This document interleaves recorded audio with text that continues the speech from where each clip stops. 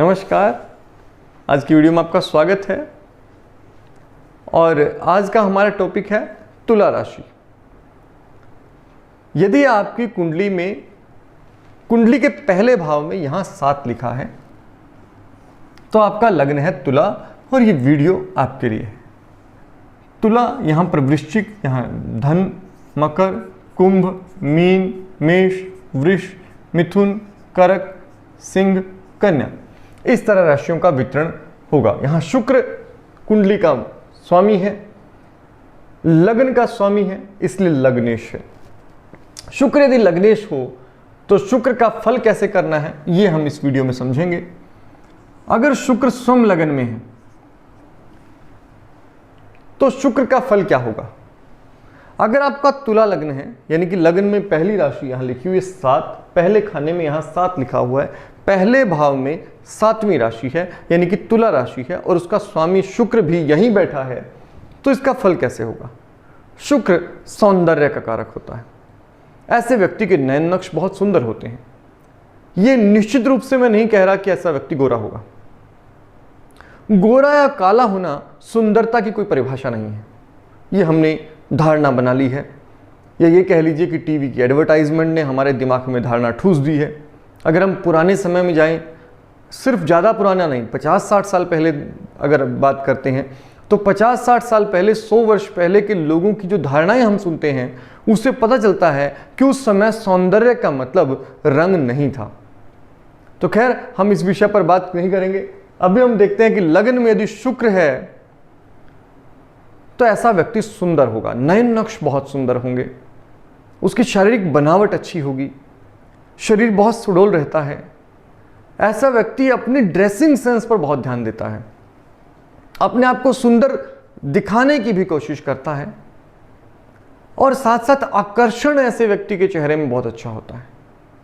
तो ये शुक्र जो लग्न में है यहां शांत करता है, थोड़ा नटखट स्वभाव बनाता है, चंचलता थोड़ी बढ़ाता है, आकर्षण बढ़ाता है।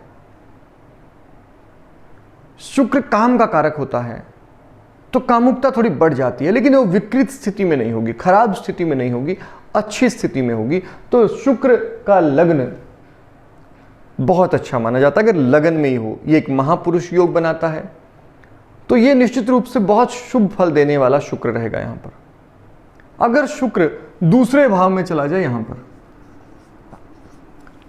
वाणी को सौम्य करेगा, वाणी पर पकड़ ऐसे व्यक्ति की अच्छी होगी, धन के मामले में अच्छा होगा, धन संग्रह में बहुत रुचि रखेगा और वाणी में आकर्षण भी कमाल का होगा।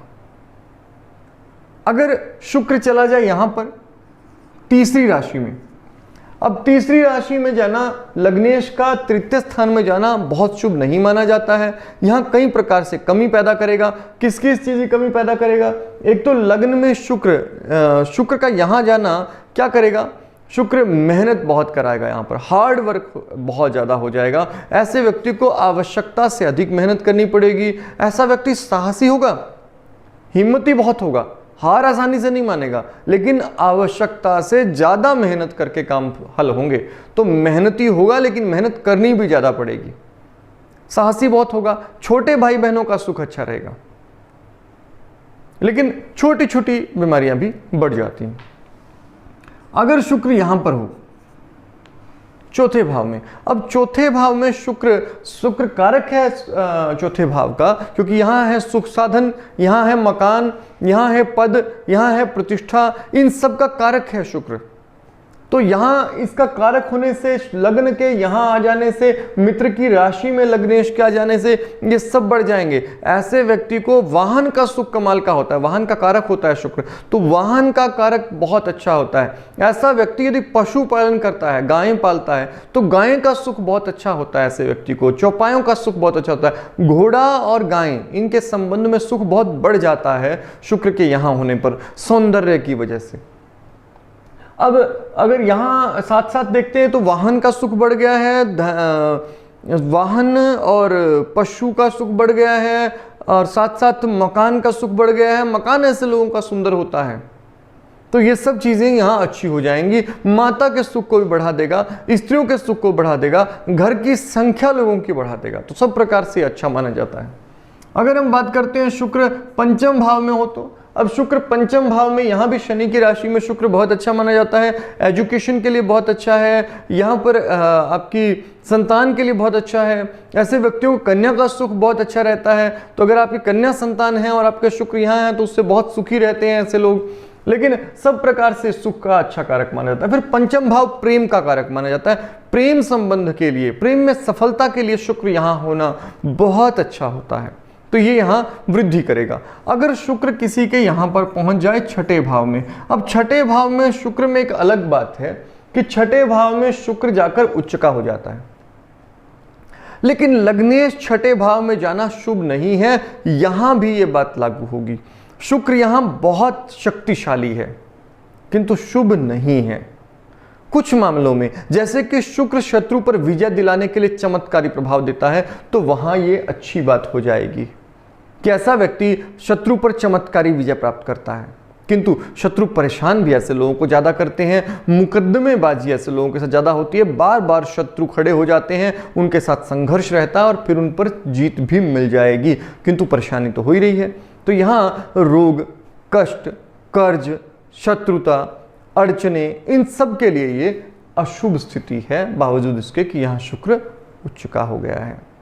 तो ये बहुत शुभ नहीं होता है, हालांकि कुछ मामलों में यह लाभ भी देगा। अगर शुक्र की बात करते हैं, शुक्र आ गया है सप्तम भाव में। अब सप्तम भाव में शुक्र जहां लगने के लिए अच्छा है, वहीं साथ साथ पत्नी के लिए भी अच्छा हो गया है, वैवाहिक संबंध के लिए अच्छा हो गया है। पत्नी से लगाव ऐसे व्यक्ति का अच्छा रहता है, पत्नी के साथ संबंध ऐसे व्यक्ति के अच्छे रहते हैं। लेकिन शुक्र का सप्तम भाव में आना कामुकता को थोड़ा बढ़ा देता है, तो ऐसे व्यक्ति के अधिक संबंध होने के चांसेस रहते हैं। फिर साथ साथ एक बात यह भी रहती है कि प्रेम के मामले में सफलता के योग बन जाते हैं, क्योंकि प्रेम का कारक है, तो प्रेम मिलता है, वो पत्नी से हो, वो साझेदार से हो, सबके साथ सामंजस्य बहुत अच्छा रहता है। तो ये भी एक अच्छी स्थिति शुक्र की मानी जा सकती है। अगर शुक्र अष्टम भाव में चला जाए, अब यहाँ लग्न का स्वामी 8वें भाव में चला गया है, स्वराशि का है, उसके बावजूद ये शुभ स्थिति नहीं है और यहाँ आपको हीरा धारण नहीं करना चाहिए, क्योंकि अगर आप यहाँ हीरा धारण करते हैं तो 8वें भाव में अष्टमेश के होने का फल जो होता है उसके ही गुण बढ़ेंगे, अड़चने बढ़ जाएंगी। लग्नेश अष्टम गया है, आपको इसे इस तरह लेना है, यदि आप हीरा यहाँ धारण करते हैं तो लग्नेश के अष्टम जाने पर जो फल होंगे वो सब बढ़ जाएंगे, दिक्कत परेशानी जीवन में जो होती है वो बढ़ जाएंगी। आप समझिए संघर्ष को बढ़ा देगा। ये जो है ये आपको संघर्ष के साथ साथ अड़चने, आपके जो रुकावटें जो हैं वो बहुत ज़्यादा आ जाएंगी। ऑब्स्टेकल्स का भाव माना जाता है ये, तो बहुत ज़्यादा संघर्ष बढ़ जाता है इससे, बीमारियां भी ज़्यादा आएंगी, दुख जीवन में बार बार आने लगेगा, तो आपको यहाँ हीरा धारण नहीं करना चाहिए। अगर लग्नेश नवम भाव में चला जाए शुक्र, अब नवम भाव में शुक्र जो है ये शुभ स्थिति होती है शुक्र की, बहुत अच्छी, अपने मित्र के भाव में है, और यहाँ जाने पर जहाँ पिता का सुख बढ़ जाएगा, पिता के कार्य से लाभ होगा, साथ साथ भाग्य का लाभ होगा, साथ साथ यहाँ पर धर्म में रुचि बढ़ जाएगी। ऐसा व्यक्ति धार्मिक भी होगा, स्वभाव से अच्छा होगा, सौम्य होगा, पिता के साथ संबंध अच्छे रहेंगे, भाग्य के साथ मिलेगा, और लगभग ऐसे लोग बहुत अच्छी सफलता प्राप्त करते हैं। अगर आपका दसम भाव में शुक्र है तो, अब दसम भाव में शुक्र का होना 8th हाउस 9th हाउस में शुक्र अगर आपका गया है, लग्नेश 9th हाउस में चला गया है, तो ऐसी स्थिति में काम के लिए बहुत अच्छा हो गया है। काम में बढ़ोतरी होगी, उन्नति होगी। चंद्रमा की राशि में है, थोड़ा कमजोर है शुक्र यहाँ पर, आपको हीरा धारण करने से काम में अच्छा लाभ हो सकता है, सब प्रकार से उन्नति देगा। सौम्य ग्रह है, सौम्य राशि में आया है, उन्नति वाला होगा, काम में लाभ देगा, निश्चित रूप से इनकम सोर्सेज बढ़ा देगा, स्वभाव के लिए भी अच्छा रहेगा। अगर शुक्र यहां गया है, अब ये शत्रु की राशि है शुक्र के, किंतु लग्नेश 11वें भाव में जाने पर क्या फल होगा ये आपने याद रखना है। लग्नेश यदि जहां जाता है वहां के फलों को बढ़ा देता है। यहां लाभ का भाव है तो लाभ बढ़ जाएगा, ये इनकम का भाव है, आय का भाव है, इनकम बढ़ जाएगी, तो यहां जाने पर वृद्धि होगी, लेकिन कुछ मामलों में समस्या पैदा करेगा। ये बड़े भाई का भाव है, उसमें चला गया है शुक्र, तो बड़े भाई से सामंजस्य बिठाने में दिक्कत आएगी, वहां आपको दिक्कत का सामना करना पड़ सकता है, परेशानी का सामना करना पड़ सकता है। और साथ साथ आपको छोटी छोटी बीमारियां जो हैं वो ज़्यादा बढ़ जाएंगी, क्योंकि ये छठे से छठा भाव है, तो यहाँ छोटी छोटी बीमारियां शरीर में बार बार आती रहेंगी। अगर हम बात करते हैं शुक्र यहाँ पर है, अब यहाँ शुक्र एक बड़ी समस्या पैदा करेगा, क्योंकि शुक्र शरीर का स्वामी होकर 12वें भाव में चला गया है, व्यय हो रहा है, शुक्र का शरीर व्यय हो रहा है, और साथ साथ शुक्र नीच हो गया है। शुक्र कारक होता है अंतःस्रावी ग्रंथियों का, एंडोक्राइन ग्लैंड्स का कारक होता है। अब ऐसी स्थिति में एंडोक्राइन ग्लैंड्स रिलेटेड प्रॉब्लम जो है वो ज़्यादा दिखाई देंगी। आमतौर पर ऐसे लोगों में डायबिटीज़ के चांसेस बहुत रहते हैं, और थायराइड जो है, हाइपोथायराइड के चांसेस भी बहुत रहते हैं, तो ये भी एक समस्या ऐसे लोगों में आ जाती है। तो शुक्र जो है वो जहाँ रोग अचानक से बढ़ा देता है, शुक्र जो है जनन क्षमताओं को प्रभावित करता है, तो शुक्र के नीच हो जाने पर जनन क्षमताएं प्रभावित होंगी, स्त्री सुख कम हो जाएगा, सैया सुख, यहाँ शयन का सुख भी माना जाता है, तो सैया सुख कम हो जाएगा, सुख साधनों में कमी आएगी, ऐसे व्यक्ति का अनावश्यक खर्च होता रहेगा, और सुख साधनों पर खर्च बहुत ज़्यादा होगा, लेकिन उन्हें मेंटेन करने में और ज़्यादा खर्च होगा। तो ऐसी स्थिति में ये बिल्कुल शुभ स्थिति नहीं है, और शुक्र का 12वें जाना निश्चित रूप से बहुत बुरा होता है। किसी भी स्थिति में आपने यहाँ पर हीरा धारण नहीं करना है। अगर आपने ऐसी शुक्र का हीरा धारण कर लिया तो वो अपने सभी गुणों को और ज़्यादा बढ़ा देगा, अपने सभी अवगुण प्रभाव जो हैं, बुरे जो प्रभाव हैं, उनको और ज़्यादा बढ़ा देगा। आज की वीडियो में इतना ही। अगली वीडियो में अगले विषय पर बात करेंगे। तब तक आपका दिन शुभ हो। धन्यवाद।